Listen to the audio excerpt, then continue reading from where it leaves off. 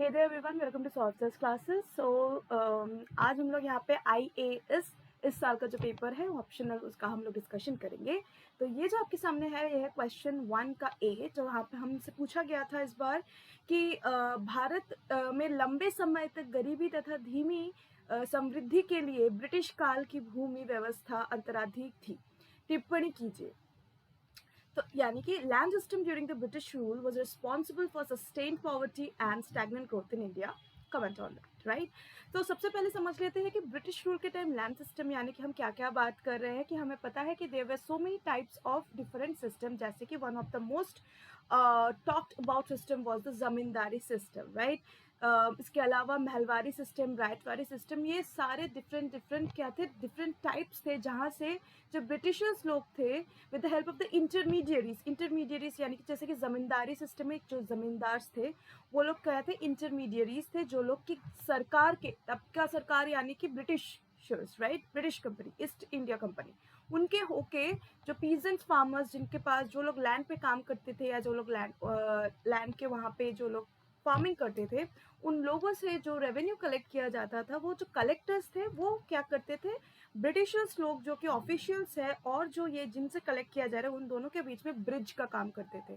Bridge यानी कि वहां से जाके कलेक्ट करते थे और फिर वहां पे ब्रिटिशर्स लोगों को जाके वो उनका कलेक्शन दे देते। तो this is how it use to, but इसमें बहुत सारे प्रॉब्लम्स आने लगे कि एक्सप्लॉयटेशन एंड एक्सेट्रा का। तो जिसकी वजह से क्या हो गया, जो जिससे डिजर्विंग है उससे ज्यादा उनसे पैसे लेने शुरू हो गए, है ना। तो जिनका जो चाहिए था पहले, तो they were not able to do that and etc. तो इन सब के चलते क्या हो गया कि जो पॉवर्टी था वो सस्टेन्ड हो गया, इन द सेंस डेप्रीवेशन की वजह से people use to get deprived of their basic needs, they were not able to earn properly and they were exploited, and whatever their earning was, most of the earning was taken away in the form of the revenue collected by the zamindars, and hence it also affected the growth and productivity of the economy. तो यही जो है basically idea है, इसका answer जो है इसी के ऊपर बेस्ड होना चाहिए, ठीक है। तो यहाँ पे हम लोग कैसे इस आंसर को बता सकते हैं कि सबसे पहले हम लोग बोल सकते हैं कि बेसिकली जो हमारे जो हिस्टोरियंस के जो कुछ फैक्ट्स है, ठीक है, उन लोगों ने क्या क्या एस्टिमेट्स रखा था कि 1870 और 1914 के बीच, यानी कि एकदम से पीक पीरियड जबकि ब्रिटिशर्स लोग हमारे देश में अपना जो है रूल कर रहे थे, ड्यूरिंग दैट पीरियड वहाँ पे क्या दिखाया गया था कि जो नेशनल इनकम था वो इंक्रीज हुआ था। उसका एस्टिमेशन 1870 और 1914 के बीच में कितना हुआ था, 1.2% पर ईयर के रेट में इंक्रीज हुआ था। और जो पर कैपिटा इनकम था उस टाइम पे वो 0.5% पर ईयर इंक्रीज हो रहा था, per capita income, right.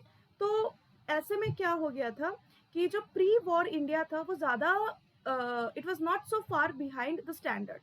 So what made these other countries यहाँ पे हम लोग किसके साथ यहाँ पे तुलना कर रहे हैं, that is US, Japan, Canada, जो उस टाइम पे काफी ज्यादा प्रॉस्पर कर रहे थे, राइट। तो उनके मुकाबले क्या था कि these countries में special was the growth was sustained, इनमें क्या हो रहा था, कंटिन्यूअस ग्रोथ था। लेकिन हमारे में क्या था ना कि इतना एक्सप्लॉयटेशन हो रहा था कि जिस वजह से जो ग्रोथ रेट था वो स्टैग्नेंट होते जा रहा था, क्योंकि जो भी प्लस पॉइंट्स होते थे उसको ब्रिटिशर्स लोग एक्सट्रैक्ट कर लेते थे, एक्सप्लॉइट करके अपने कंट्री में लेके चले जाते थे। सो अल्टीमेटली जो ग्रोथ रेट होता था वो एकदम से खराब होते चला गया इन आवर कंट्री, राइट।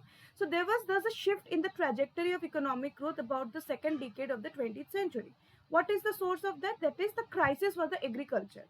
तो जब हम लोग यहाँ पे अभी मेन पॉइंट पे आ रहे हैं, दैट इज एग्रीकल्चर, इस बारे में हमें बात किया जा रहा है, land system. So the source of the crisis was agriculture. So both the earlier growth and the interwar stagnation derived largely from trends in agricultural incomes.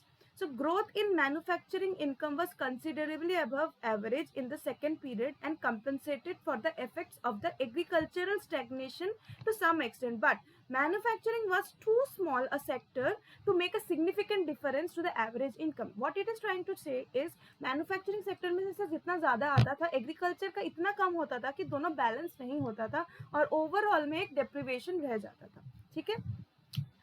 तो जो इस वजह से क्या हो गया कि cheap food supply material, taxable income, saving, export, earnings, market, इन सब में प्रॉब्लम्स आने लगे. So this whole package was weak in the in the region in the best of times and weakening in interwar India. Further, the change in the growth trajectory put the well-being of the poor progressively at risk. So from 1930 onwards, what happened that a stagnation in the real agriculture wages set in and remained unbroken until the mid 1970s. ये हम लोग post British के साथ comparison में थोड़ा ला रहे हैं कि वहाँ पे जो ये उनको एक्सप्लॉइट करना शुरू किया ना, कि जैसे मैंने बोला कि जो ये सारे इनके सिस्टम्स थे जहाँ से कलेक्शन होता था, तो वो लोग क्या करने की कोशिश करते थे ना, ज़्यादा से ज़्यादा उन लोगों से ले लेते थे. तो इससे क्या होता था, उनके पास बहुत कम पैसे रह जाते थे या कभी कभार कुछ भी नहीं रहता था. Right. So they were at the mouth of extreme poverty. और वो जो ट्रेंड चला वो वो मतलब ब्रेक नहीं हुआ. वो उनका जो डिप्राइव्ड स्टेटस है वो डिप्राइव्ड स्टेटस ही रह गया for ever. And that was the starting of all these problems and how that sustained poverty and stagnant growth prevailed in the country, right? So the proximate cause of the stagnation was shortage of land. The growth phase was made possible by extension of land area, and the stagnation was an effect of exhaustion of land area. So this proximate cause of intensification of poverty was population growth in a context of stagnant total rural production. That means जो हमारा land area है that is not increasing but the population is increasing. So per capital consumption के साथ cope करते रहना was very difficult. So that is why there was this problem as well. Okay. So but the world has seen land scarcity and demographic transition before, so these episodes do not necessarily derail economic growth always, but definitely during the those times, the Britishers forcing the farmers to always grow indigo, right? And that damaging the soil, the fertility of the soil. Hence, ultimately क्या हो जाता था कि उसका जो दूसरे crops उस पर नहीं उग सकते थे, लैंड खराब हो जाता था, तो उसकी वजह से भी लैंड यूजलेस हो जाता था बाद में. तो इन सब के चलते वो जो इम्पैक्ट स्टार्ट हुआ उसका कहीं ना कहीं जो इफेक्ट है वो काफ़ी सालों तक चलता रहा. And one of the reasons की वो सस्टेन पॉवर्टी, यानी कि फार्मर्स, पीजेंट्स जो लोग वहाँ पे काम करते थे, उनका लो लेवल वेज की अपना day to day basic needs ना फुलफिल कर सके, या फिर जो स्टैग्नेंट इकोनॉमिक ग्रोथ है क्योंकि प्रोडक्शन उतना ज़्यादा नहीं हो पा रहा है because of obviously limited land scarcity resources.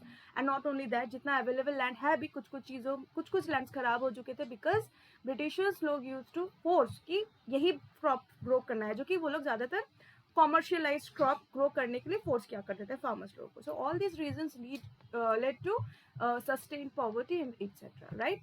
So that's how you have to answer this question.